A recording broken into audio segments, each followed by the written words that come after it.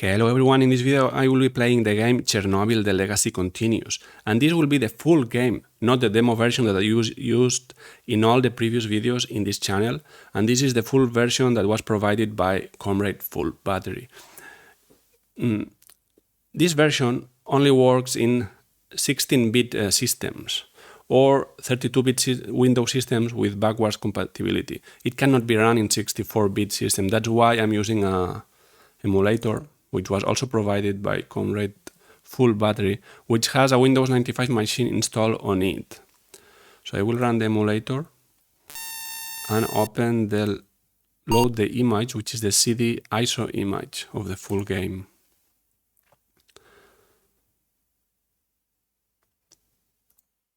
Windows is loading.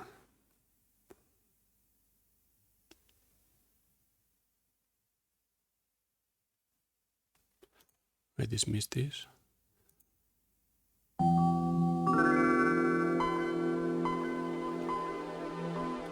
Welcome back to the 90s. And the screen resolution is not quite full HD. So I'm considering to change to another emulator in the future to have the full resolution, but at least I wanted to do a video so people can see how is the in-game playing with this emulator. So we go to Chernobyl here.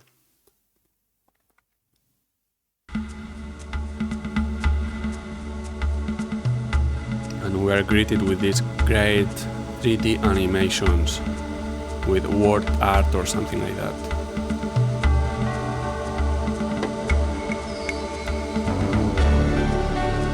Gatekeeper Technology Group.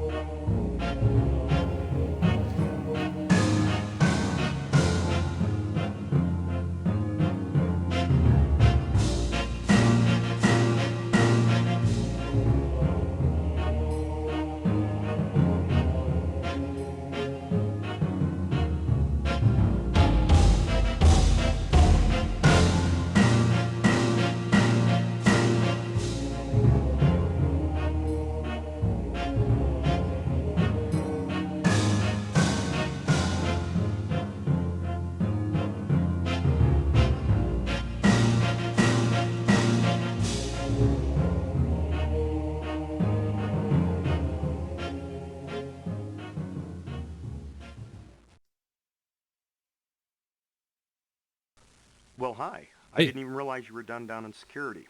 I'm glad you're up here now.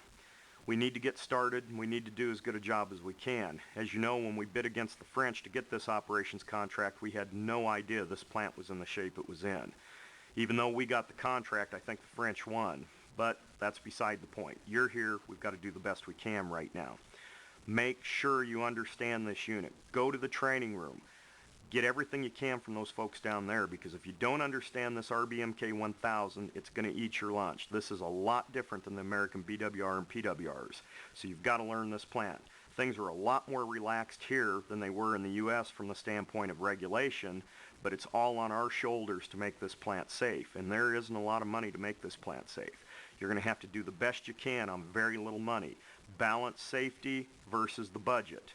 The budget's always going to win, I'm afraid, but keep it safe, do the best you can. If you need anything, come and ask. Good luck to you. Thank you. And you start the game with 4 options. You can be plant operator, shift supervisor, chief engineer, and plant manager. So today I will play the plant operator, which is the easiest of the 4. You start with minimal breakdowns, reactor and turbine are at full power, and the plant is making money. So of course, when you go up in or down in this list, things get more difficult and you don't start at full power and there are more breakdowns. So let's start. Hi, just came from Human Resources. It's official. You were awarded the plant operator's job. Good luck to you. Right now the plant's up and running fairly well. It's surprising, but it's at full load right now. There doesn't seem to be too many problems. Anything comes up, deal with it to the best of your abilities. If you have any questions, go to the training department. Make sure you know what's going on. Let's not make any mistakes here. Good luck to you, and again, congratulations on the plant operator's job. Thank you. Okay, so we are greeted with the main panel, which looks very similar to the demo version, except that the little indicators are all at 0. Trend chart is already open and everything looks quite stable. I will have a look into the reactor status, core, and we see that we have a voiding of 20%, temperature is quite normal, 860 Celsius, and xenon is a bit high at 123%. Okie dokie. I will check the turbine.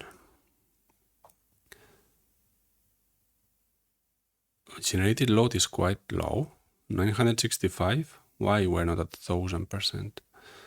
I see the valve is just at 83% of opening.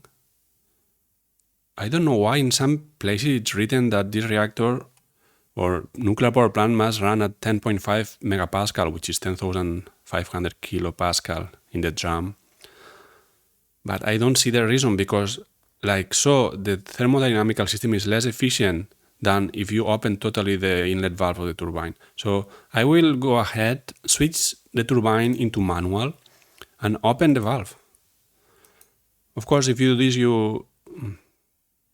Tell me something. Have you looked at the reactor fueling schedule? You've got to get some fuel in this reactor. You're burning up your channels. Easy, man, easy. It's my first day. So I will check the refueling schedule later.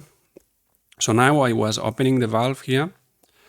So I switched to manual. We could also leave this into auto and change the pressure set point manually.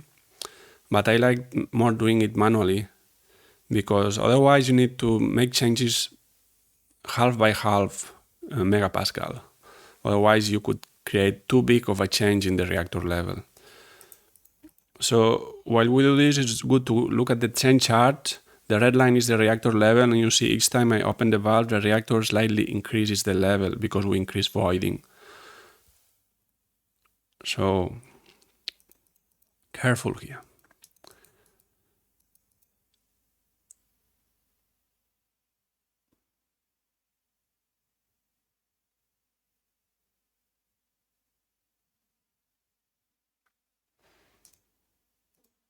And the reason why you increase efficiency with the valve totally open, it's obvious. You are reducing losses in the valve opening itself. So the equilibrium pressure is lower when you are at 100% opening, but it's the way to be. The turbine is happy with this pressure. So the only reason I'm thinking about why is in some places written 10.5 megapascal is because the reactor from the safety standpoint is better to run it at a higher pressure because there is less voiding like so. But apart from that, with a full open valve, we don't even go below 7,500 kilopascal, which is still quite okay for the reactor. You can manage voiding with the recirculation loops, and you just produce more electricity. So I will go ahead and open the valve at 100%. You see the generated load now is spiking at 1,110 megawatts. But this is just because we are using stored potential energy in the form of pressure in the main steam line, drum, and reactor. This is not stationary. We need to wait until the pressure reaches an equilibrium point, and that will be the generated load at the new equilibrium point of the system. It seems quite crazy to go so much above the nominal power of this generator, but I think we have some safety margins and 10% must be okay, I think. Not so sure for the reactor, but for the generator, I feel quite confident.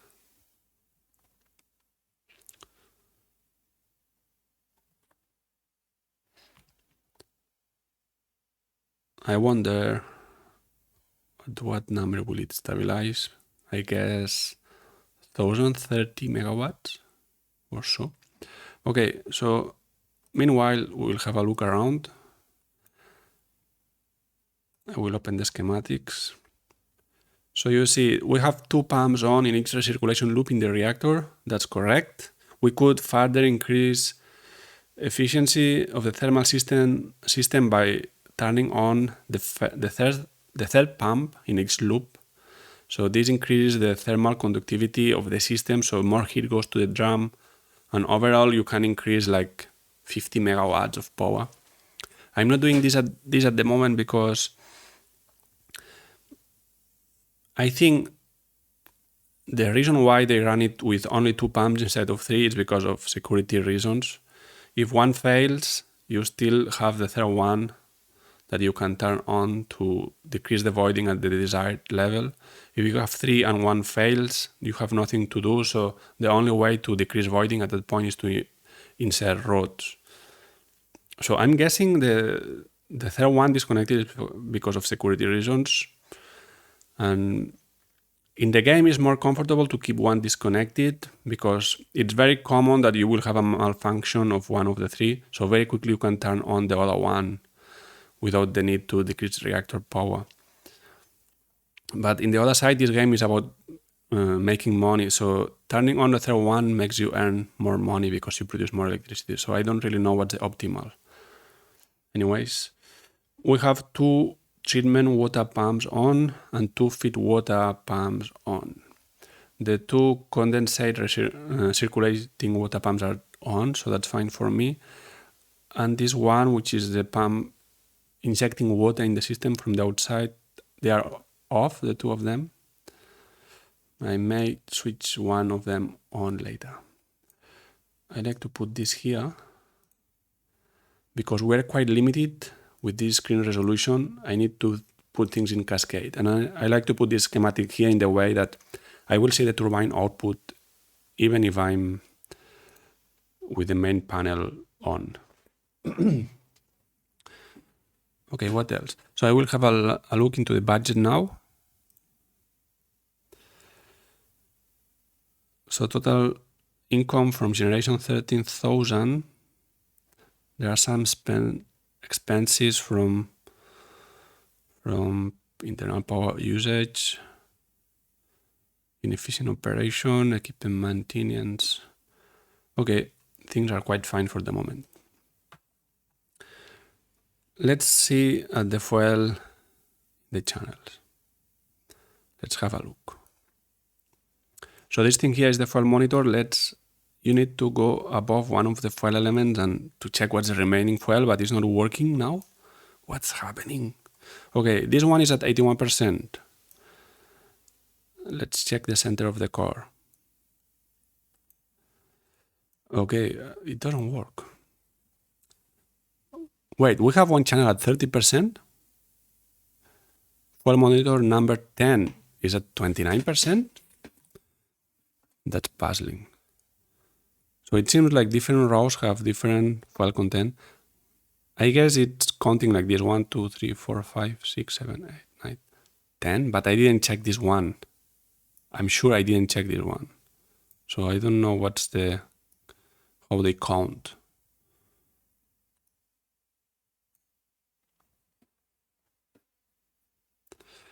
That's really not user-friendly.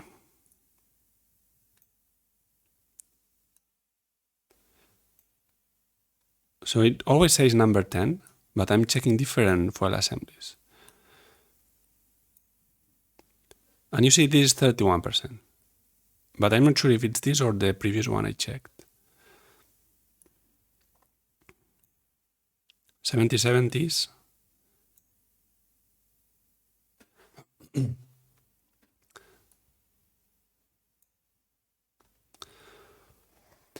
So at 77 remaining fuel, I would not change the fuel assembly, but below 30, I think it's good to change it, otherwise you reduce a lot the reactivity of the reactor. You see that the center core is already totally withdrawn, the rod position is at 0%, so it's outside the core, while the remaining is at 33%. So the overall reactivity of this core is already quite low, and the voiding is already high, it's 22%, so we cannot increase voiding any further. We could trim a bit the recirculation pumps. We cannot run the reactor with only one pump in each recirculation loop. We need at least 2 pumps at nominal power. But if we trim down a bit the flow, we could increase voiding to 25%. This would give us maybe 2% of crowd Have position. you used your fuel monitor lately to check the fuel in your reactor? I Yes. would suggest you do so. I did, but it's so buggy. I cannot get proper information. So because I don't really know what are the fuel assemblies that are used and the ones that are not, I will just change one full row of fuel assemblies and see what's the change in reactivity. That's not optimal because I may be changing fuel assemblies that are still fresh, so I may be losing money here. But what can I do? Generated power now is at 1025 megawatts, so everything around 1000 or a bit above, it's good for the budget. So I will start refueling, starting from the upper row. So we'll drag the fuel to the spent fuel bin. And this diagram should go blue and then red. There are 2 fuel assemblies in each channel, but it's not working. I learned that if it is not working, you try to refuel like this, and then I don't know why like this is working. So always when you refuel, have a look into the trend chart while you do all the process,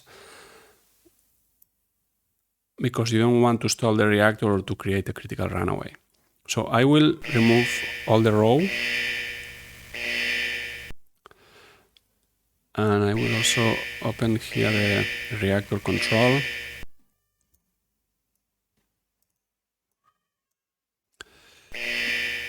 What's the alarm?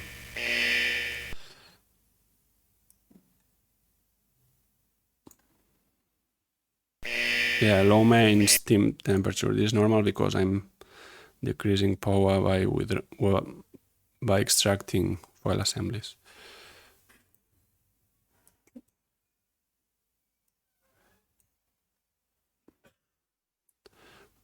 So I will try to insert new fuel and see if the neutron flux doesn't go too high. Yeah, we have the alarm of neutron flux higher than 8%. But it's this peak here. So I'm hesitating if disconnecting the auto scram control, I guess, is not needed. What I will do is to silence the alarms, because otherwise at each fuel assembly we will have this buzzing noise. Yeah, now it's disconnected. So let's continue with the refueling. Okay, second fuel assembly.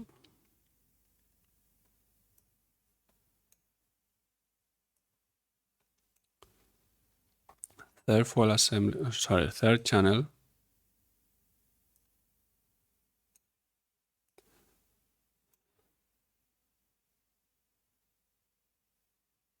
Why is your neutron flux so high? Get it down. Get it down. Go to manual and get your neutron flux down right now. Sorry, man. Yeah, you know what happened. I was inserting too much fresh fuel suddenly. So I will remove this. This will help to reduce a bit. And maybe it's good to reduce power set point to 95 to do this procedure. But I also don't like too much reducing power set point because it reduces main steam pressure. And then you get plenty of alarms. Okay, 90% power set point will be fine.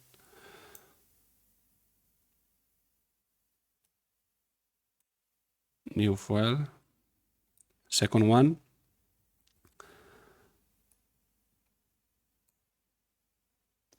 Tell me something. Have you looked at the reactor fueling schedule? Yeah, it's what I'm doing now. Fuel in this reactor, you're burning up your channels. It's what I'm doing now, man. Chill a bit. Okay, I'm finishing with the first row.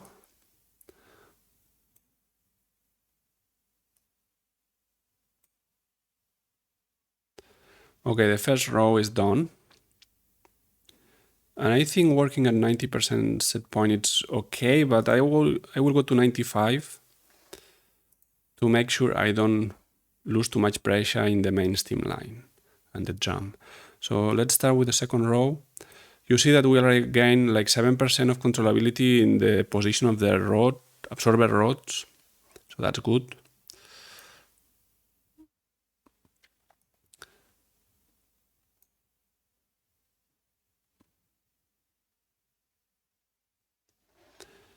I extracted 3 foil elements in a row and I was a bit too fast and the neutron flux went down to 74%. So now what we can do is to start putting foil in the first one, so this will compensate a bit for the reactivity loss. Maybe it's better to do one by one rather than rows to keep power more stable. Yeah, you see now neutron flux it's back at 100%. So I continue extracting foil assemblies.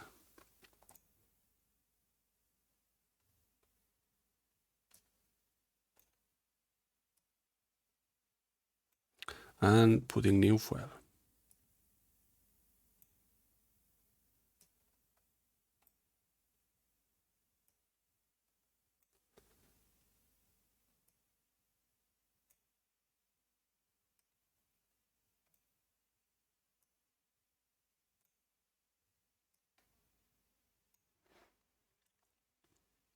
You see that I don't follow any particular pattern, but I think in the third row I will start following some pattern.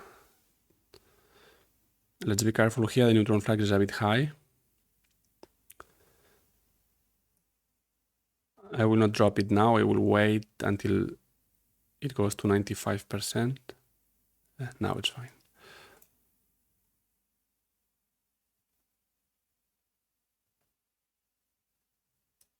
Okay, and the second one. So you see now the reactivity is much finer. We're at 44% of the rod position, and I will start with the third row, and I will do channel by channel. So I will withdraw 2 used foil assemblies of the first channel of the third row, and then insert 2 fresh foil assemblies.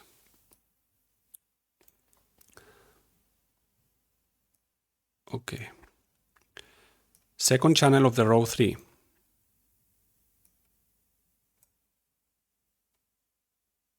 This seems not to work.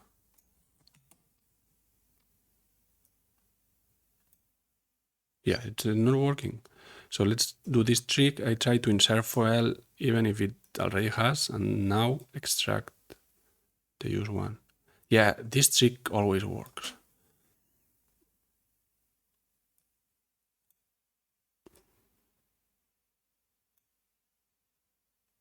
I'm quite slow with this, but it's because the mouse it's not so fluent in the emulator. Otherwise I will be much faster. But on the other hand, it's good to be slow to avoid messing up with the reactor neutron flux. I hope after this I can be for a while... Huh? Did I make a mistake? Did I refuel this twice? I hope I can be for a while without refueling because it's not the most funny part.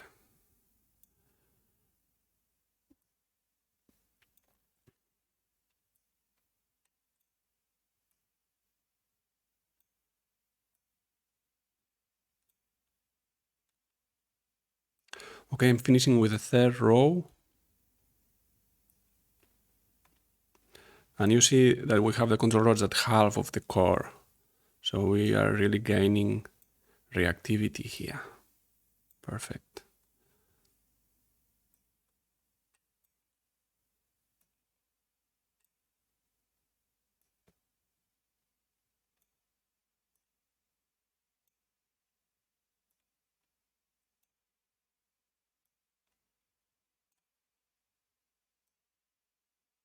Oh, I made a mistake here. First this one.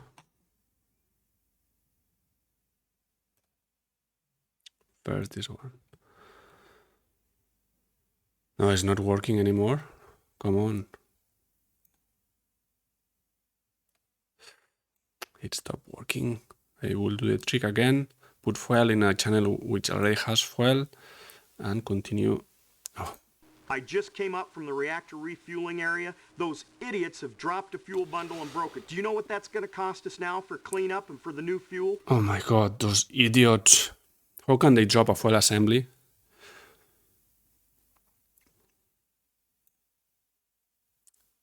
Yeah, this works.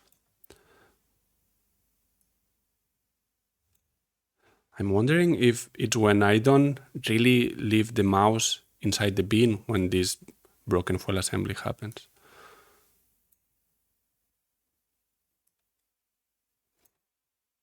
In that case, he's calling me idiot. I don't like this guy.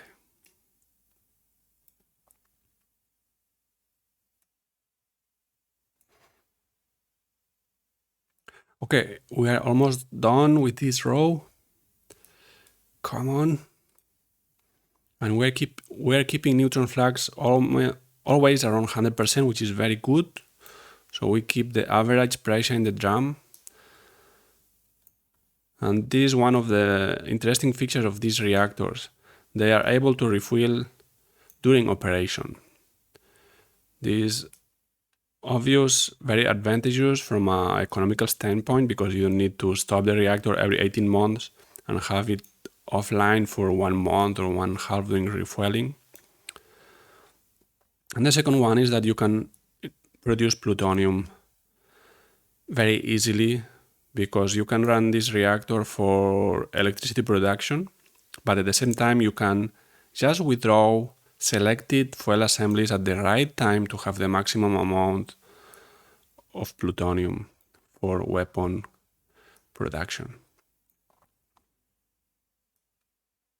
which is around 12 months. I think you put a fresh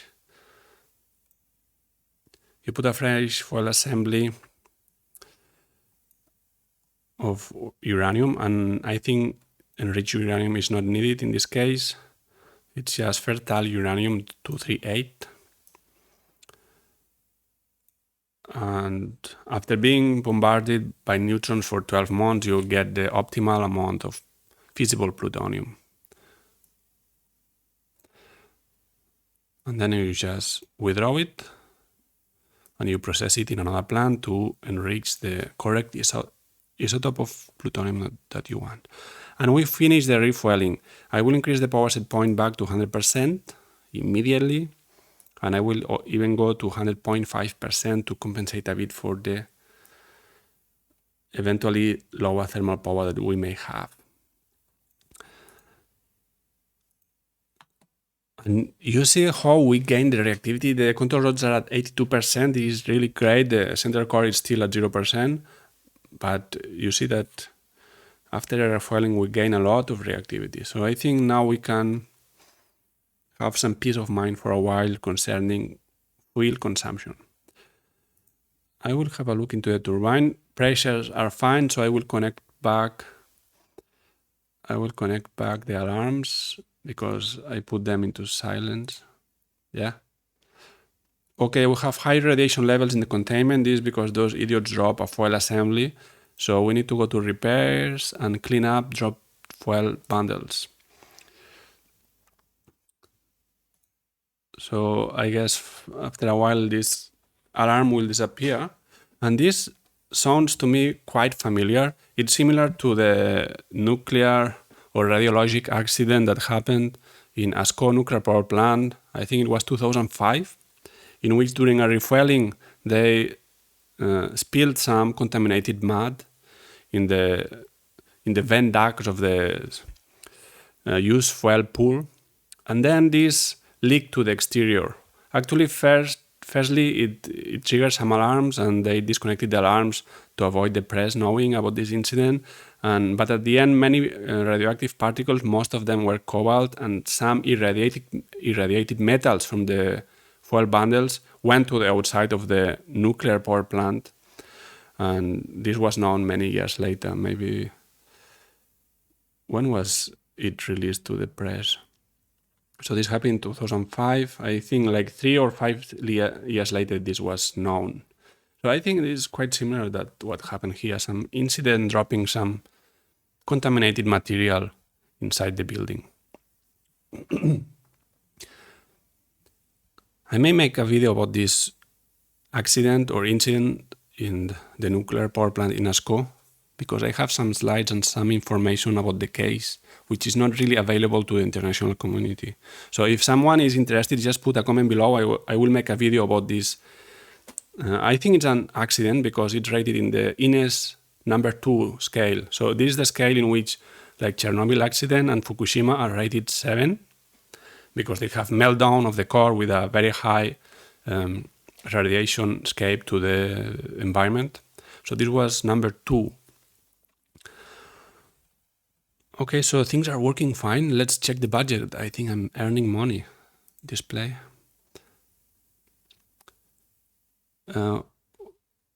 Fuel replacement cost. Okay, so fuel is costly. $3,000. Of course, this must be multiplied by 1,000 or a big factor. It's not realistic. But anyways, 17,000 total gross income, and then I'm left with 10,000. So yeah, 7,000 for the operation costs. And let's see the change, which is like the time derivative of the budget. And we could actually leave this in the corner here. So I'm earning like $328 per minute and spending $60 per minute in power usage. Power usage, okay. So I guess it's the pumps that use power. Okay, so everything is good. You see, I set the power set point at 0.5 above nominal, the flux is at 0.3 above nominal, and thermal is exactly nominal. So I'm not sure this is because of the power correction. So now I will try to go a bit above to see if the power correction corrects the power back. But it doesn't look like so. But that's good. So the only thing with the power set point, you can go a bit above nominal. The danger is to heat too much fuel. So I think it's around 870 or 80, you will start getting some alarms. And if you overheat too much fuel assemblies, you risk to damage some of them. So that's why a bit above 100 is okay, but I think it's around 103 or 104, you will start getting the alarms of fuel overheat. Okay, so things are fine. Yeah, everything looks pretty fine to me. We could do some little trick to increase a bit power production, which is using a bit less of steam in the deaerator. Now is at a pressure set point of 148. So I will decrease that to 98 kilopascal. And this will slightly increase the flow of steam to the turbine. So I lost the schematics here. So now we're at 1030. We were at 1033 megawatts. It will slightly increase, maybe 5 megawatts by this deaerator decrease. I want also to check the condensate system. We have one polisher in, that's fine, that's cleaning the water. And we see the conductivity, which is regulated by these polishers. So everything looks perfect to me. So you see in the tutorials, I always rush to finish the video in less than 1 hour because I want to explain everything. Here in the game is like, you just rush when you have some emergency or something breaking, and then you just wait and let the budget increase the income or the money. Recently I was reading about the Leningrad RBMK accident in which one channel ruptured, and it's incredible that actually it happened quite similarly to the Chernobyl accident in the sense that they changed shift at midnight. So that was the reason why they almost stalled the reactor in Chernobyl just before the security test. So in Leningrad, they changed shift, and I think they had only one pump running in the recirculation loop. I don't know exactly why. I need to read more about this case. And so the new crew that entered after midnight was supposed to start the second pump to decrease voiding. And by mistake, one of the operators, and related to the shift change, maybe the information was not well passed from the day shift to the night shift, instead of turning on the second pump, they stopped the first one. So of course, in this condition, the reactor will scram, will go down to 2% of power, so then you are really in a hurry to restart it to avoid building up xenon. And in this hurry up process of restarting the reactor, they created some hot spots, some non-homogeneous reactivity or neutron activity inside the reactor, and it seems that one channel ruptured. And then the reactor needed to be offline during, I don't know how long, I guess, around 1 year, and the cleaning was very costly because most of the graphite was polluted with radioactivity, and I think one fuel bundle, the fuel overheated and it also ruptured. I mean, not only the channel, the hydraulic channel, I think the fuel bundle was also damaged. So that was a big mess. But it's quite interesting how the two accidents were so related in the way they happened. It's a pity that they could not avoid Chernobyl 1 by the knowledge of the first one. Okay, and here everything is stable. Power 1034 megawatts. And I may connect, just for sake of amusement, I may connect the third pump in the loop 1 and 2 to see what's the power increase. So I will write down the power now. It's 1034 megawatt. And I will see how much is the increase of power by connecting the third pump. So let's open the inlet valve.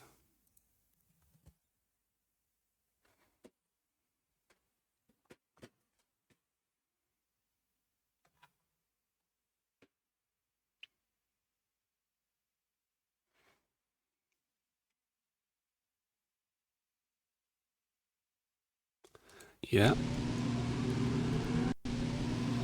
And we get a nice audio of a pump spinning up. Okay, and we can open the discharge valve or the outlet valve. And automatically this will increase drum steam flow and consequently turbine power and generator output. We already see generator output increasing 1046. Mainly in the trend chart, we see the condenser vacuum increasing. Of course, at a constant cold front in a thermal machine, if you increase the flux of steam, and you keep the volume of the condenser equal or constant, this will decrease the pressure. So an increase of the yellow line is an increase of negative pressure, so an increase of vacuum. And of course, this will increase turbine power because turbine runs with vacuum.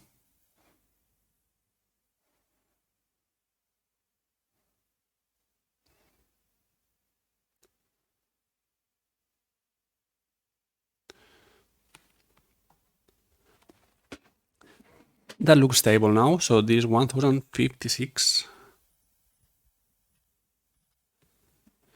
So this was an increase of 22. Yeah. 22 megawatts by turning on the third pump. That's nice. I didn't check the income change. I should have changed it. I should have checked it. But I guess it's proportional to the total output. So 20 above 1000, it's like 2%.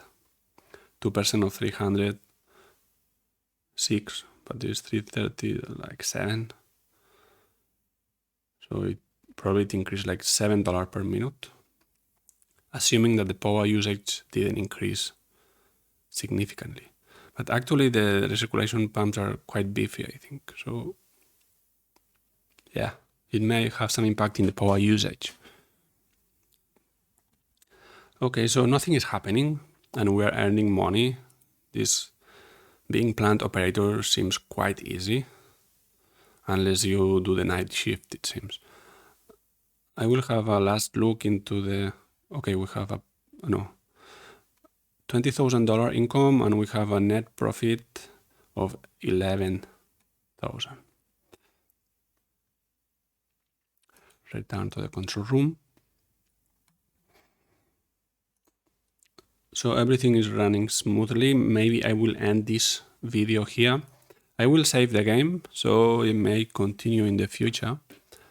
Save. So this I will call it Plant Operator Video 1. Save it.